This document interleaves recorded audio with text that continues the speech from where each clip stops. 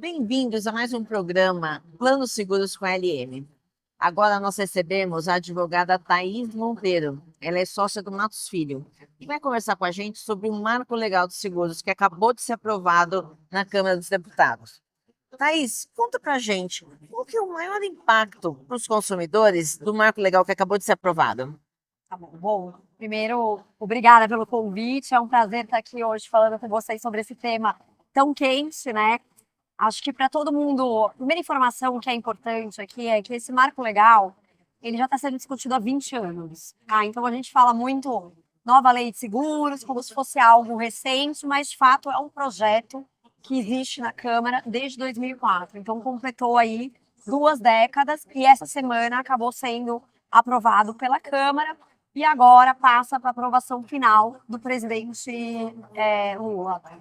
Uma vez aprovado pelo presidente, e só para que todo mundo saiba que sobre a aplicação desse marco legal, ele vai ficar 1 ano num período que a gente chama ali de vacácio legis, né? Que esse período, o que é? 1 ano para que todo mundo possa se adaptar e estar pronto para implementar essa nova lei. Então, ela não começa a ser aplicada agora de imediato, teremos aí 1 ano, então é provável que começo de 26 a gente já tenha aí essa nova lei sendo aplicada para o mercado segurador como um todo, né? O Marco Legal de Seguros, ele não trata só de consumidor, né? Ele trata de todo tipo de segurado. Então, vai desde o seguro automóvel, seguro de vida, quanto um seguro de uma usina nuclear, né? Então, ele é aplicado para o mercado como um todo, ele vai regular todas as relações, né?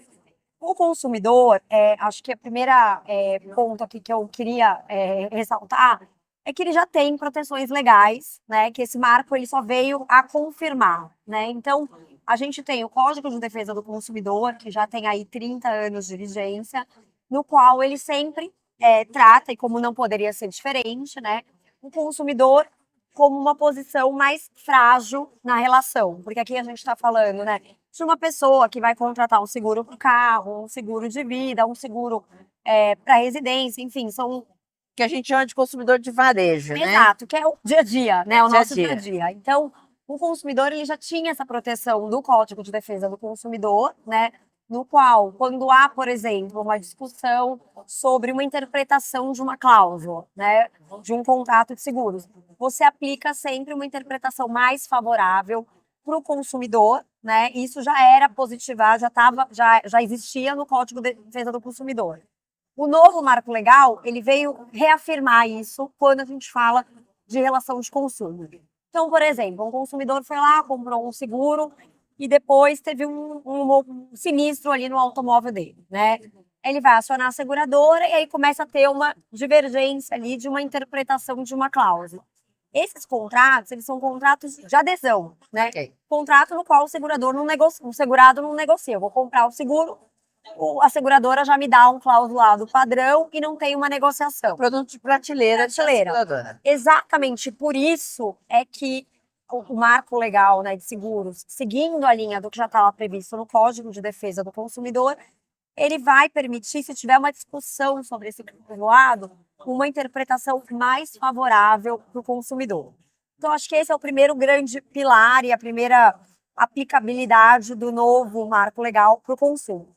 O segundo ponto é que agora a seguradora ela é obrigada a ter um questionário de avaliação de risco mais detalhado. Então, ela precisa informar, né? A gente diz ali, é o dever de alertar quais são as informações que ela precisa saber do consumidor para poder avaliar e subscrever aquele risco, né? Então, hoje, quando um consumidor vai comprar, quando o marco legal passar a vigorar, né, e ele for comprar um seguro, ele vai provavelmente se deparar com um questionário mais detalhado, né? Ó, claro que continua tendo o dever do consumidor de dar as informações para a seguradora, mas o marco legal agora ele traz um dever de alerta da seguradora também, de dizer, olha, para segurar o seu carro, eu preciso saber esta informação com um pouco mais de detalhe, né? Então, o questionário vai ser muito mais extenso, digamos Mais assim. extenso, mais detalhado, provavelmente, né? E com mais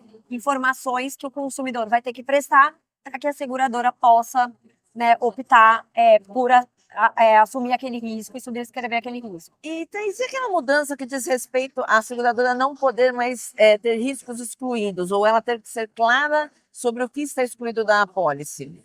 Então, é o dever ali de transparência, né, que vai reger ali. Óbvio que hoje a gente já tem o dever de transparência, mas ele vai estar um pouco mais detalhado no novo marco legal de seguros, né, de que a seguradora tem que ser muito clara no clausulado, no tipo de risco que ela está cobrindo, né, qual que vai ser, qual é risco excluído, qual que não é. Então, é um pouco esse dever de ter né, uma informação um pouco mais clara, e aí seguindo a regra que eu mencionei. Se tiver qualquer dúvida, a interpretação ela vai ser sempre em prol do consumidor, a favor do consumidor. E para os grandes riscos, assim, para os clientes como usinas, petroleiras, enfim, houve uma mudança também significativa em relação ao seguro do seguro, que a gente chama de resseguro. Como é Sim. que é? Podia falar um pouquinho disso também? Sim, sim. Eu acho que, como eu falei no começo, né, a lei ela se aplica para todos, né? E esse é um ponto que, né, sob o meu ponto de vista, é uma crítica ao novo marco legal, porque ela acaba tratando todos os seguros como se fossem a mesma coisa. E a gente Mas é sabe porque não é, que né? não é, exatamente. A gente teve a Lei de Liberdade Econômica, todo o arcabouço normativo da SUSEP, ela tem uma distinção quando você está falando do massificado, do consumidor, que é aquele público que de fato precisa de uma proteção maior, porque a pessoa não sabe, às vezes, né? Às vezes eu falo, é a minha avó indo comprar um seguro ali, Seguro de vida, garantia, qualquer entendi. coisa, né? Exatamente. E por outro lado, a gente tem os contratos de grandes riscos, que são contratos paritários entre empresas multinacionais que têm capacidade para entender o que ela está comprando, para negociar o contrato. Esses contratos, ao contrário de consumo, eles não são contratos de prateleira. Sim. Eles são contratos tailor-made, são adaptados, né, para aquele tipo de risco. Então, o marco legal, ao colocar todo mundo, né, no mesmo nível aí, de dar interpretação mais favorável ao segurado de grandes riscos, eu entendo aqui que houve um retrocesso ao que a gente já tem hoje em termos de normativos e lei e jurisprudência, né? E sobre especificamente ao resseguro, que é o seguro, Do seguro. né? Nós temos um capítulo hoje destinado ao resseguro, né? O que não existia, o que não existe em muitas jurisdições, né?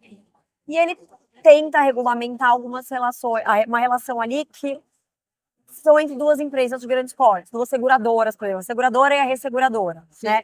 Que não era necessário, como, por exemplo, um prazo de aceite. Quando, né?